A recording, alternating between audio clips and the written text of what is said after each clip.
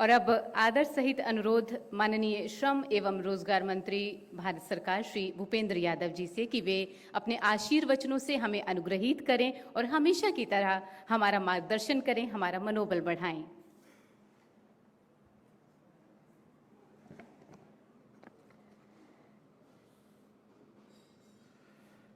आज के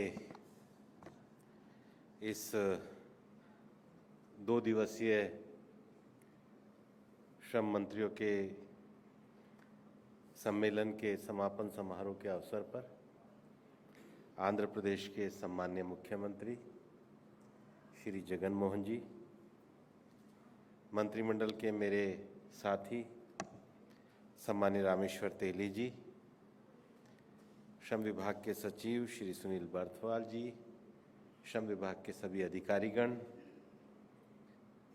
राज्यों के मेरे सभी साथी श्रम मंत्रीगण, राज्यों के सभी श्रम सचिव, स्थानीय प्रशासन के सभी अधिकारी,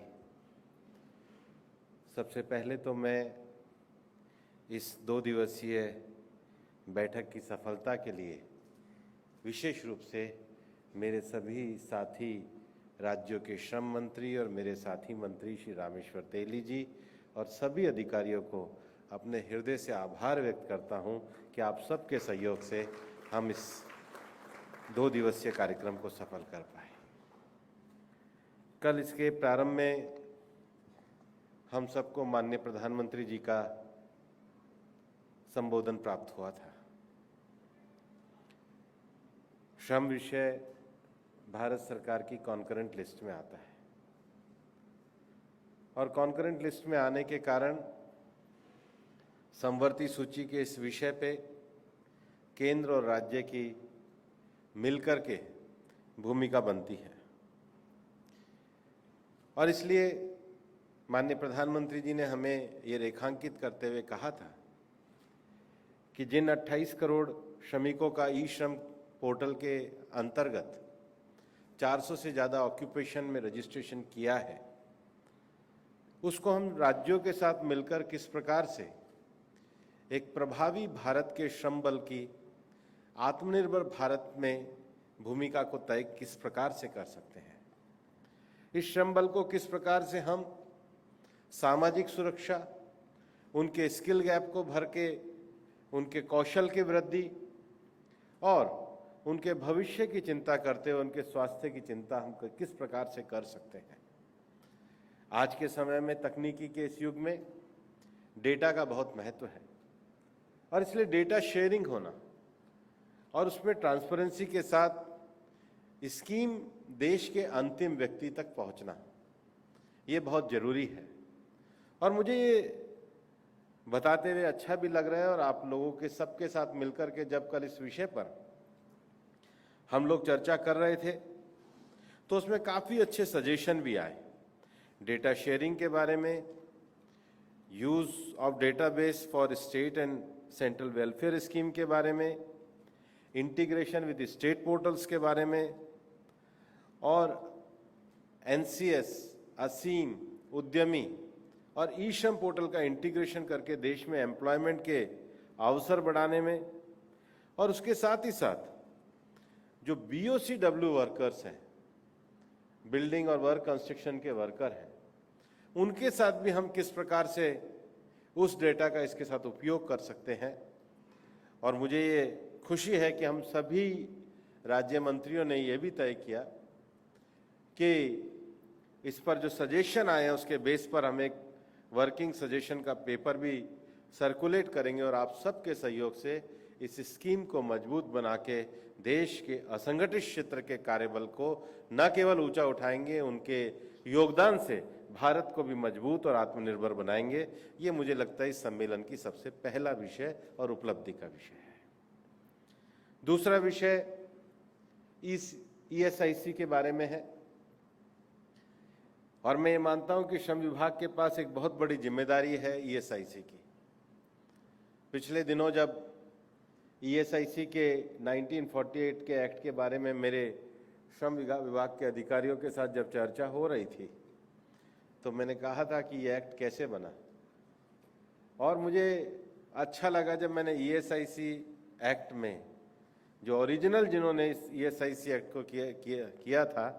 वो बाबा साहब अम्बेडकर ने किया था। और मैं उस फाइल में उनके जो नोटिंग्स हैं, कभी मैं वो नोटिंग आप सब लोगों के साथ शेयर करूंगा, लेकिन एक विजन के साथ है।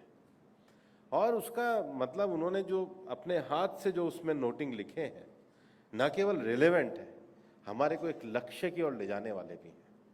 और आज जो सबसे बड़ी खुशी है, हम उस दिशा की तरफ चल पड़े। हम अब केवल खाताधारक संगठित क्षेत्र के श्रमिकों की ओर नहीं, हम असंगठित क्षेत्र के श्रमिक, इस देश के जो गरीब वर्ग है, जिसको हमने अपने पूरे प्रेजेंटेशन में नाम दिया स्वास्थ्य से समृद्धि, ये उन्हीं लक्ष्यों और उसी नोटिंग की ओर हम लोगों ने जाने का काम किया है। और पिछले दिनों तो ईएसआईसी बोर्ड ने केंद्र सरकार की प्रधानमंत्री जन आरोग्य योजना के साथ जुड़ने के भी विषय को बोर्ड ने मंजूरी दी। एक 2 दिन का चिंतन शिविर भी हुआ, जिसमें ईएसआईसी के हमारे आरडी एमसी ये सम्मिलित हुए। 8,500 से ज़्यादा वैकेंसी पड़ी थी, उनको भरने का काम किया। आगे भी वैसे वैकेंसी के लिए हम लोगों ने इस क्षमता को बढ़ाने का काम किया। लेकिन उसके साथ ही साथ यहाँ पर जो हमारे सजेशंस आए हैं,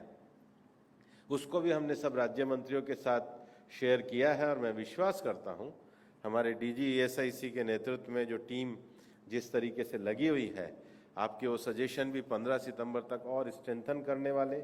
आपके राज्य में विशेष रूप से आकांक्षी जिलों में हम किस प्रकार से मेडिकल कॉलेज और सुविधाओं का विस्तार कर सकते हैं, और इस पर भी हम सबके एक सहमति के आपस के जो विचार बने हैं, मेरा ये मानना है कि वो भी हमारे इस सम्मेलन की दूसरी उपलब्धि है। तीसरा विषय जो श्रम कानूनों में हम ईज ऑफ लिविंग के मामले को बढ़ाने को, ईज ऑफ डूइंग के बिजनेस को बढ़ाने को, श्रमिकों के गरिमापूर्ण जीवन को आगे बढ़ाने को, और उसके साथ ही साथ हमने एक और जो विषय तय किया है कि हम लोग अपने श्रम कानूनों में अच्छे तरीके से उसका नियमों को बना करके किस प्रकार से आगे बढ़ते हैं। मुझे बताते हुए खुशी है कि सभी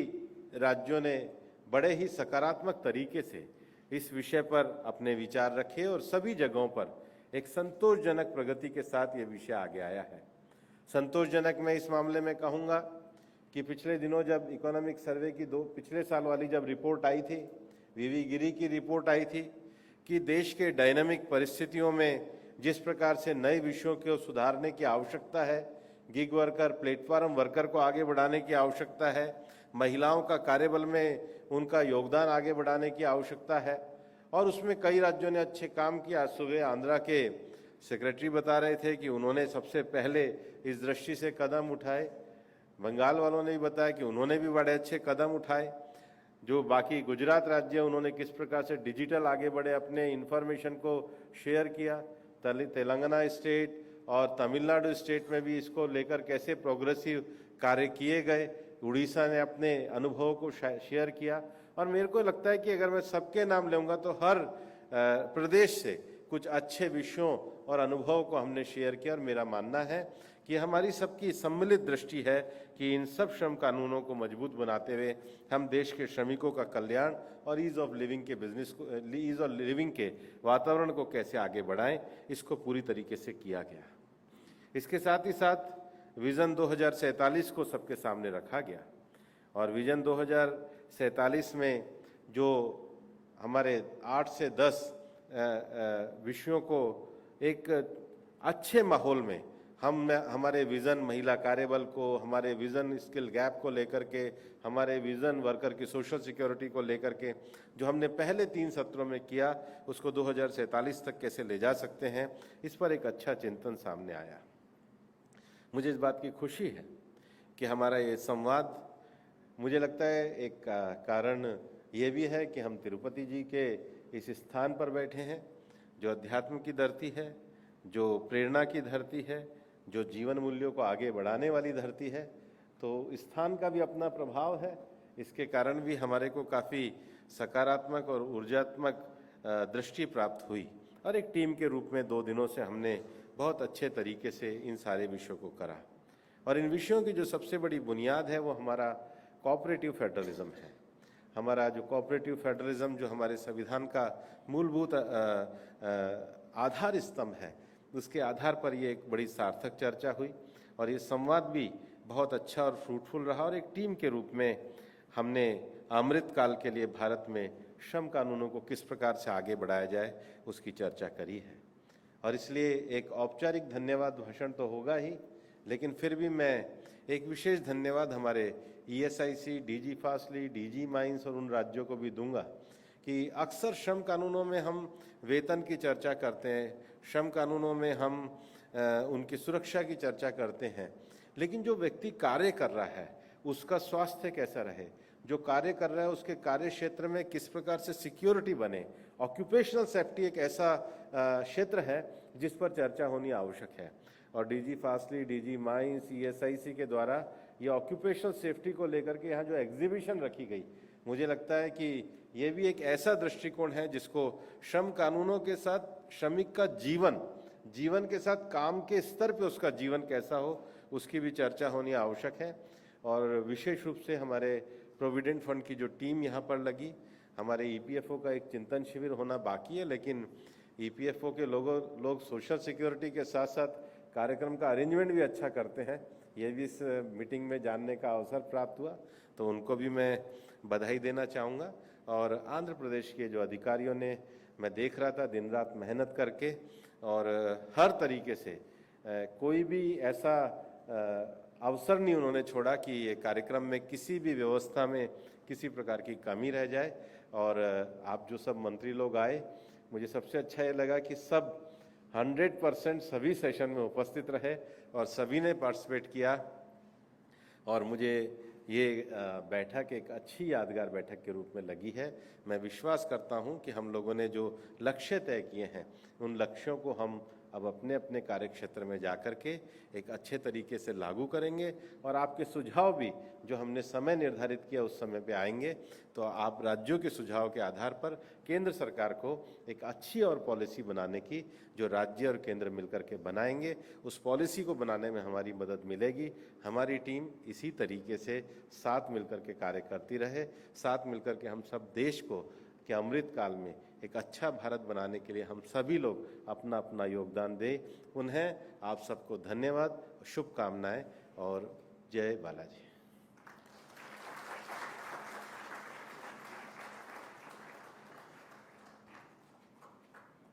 धन्यवाद सर। और अब श्रीमती नीलम शमी राव, केंद्रीय भविष्य निधि आयुक्त EPFO जी। मैं अगर इस कार्यक्रम में जो कल जग्गी वासुदेव जी ने आकर के जो हम लोगों के साथ एक मोटिवेशनल टॉक किया, और विशेष रूप से देश में जो एक डेडिकेटेड यूथ कार्यबल के आधार पर हम कैसे काम कर सकते हैं, आने वाले समय में भारत की चुनौतियों को कैसे दूर कर सकते हैं, तो विशेष रूप से मैं जग्गी वासुदेव जी का भी एक बहुत अच्छे योगदान के लिए भी पूरी टीम की ओर से धन्यवाद देता हूँ, आभार व्यक्त करता हूँ। धन्यवाद।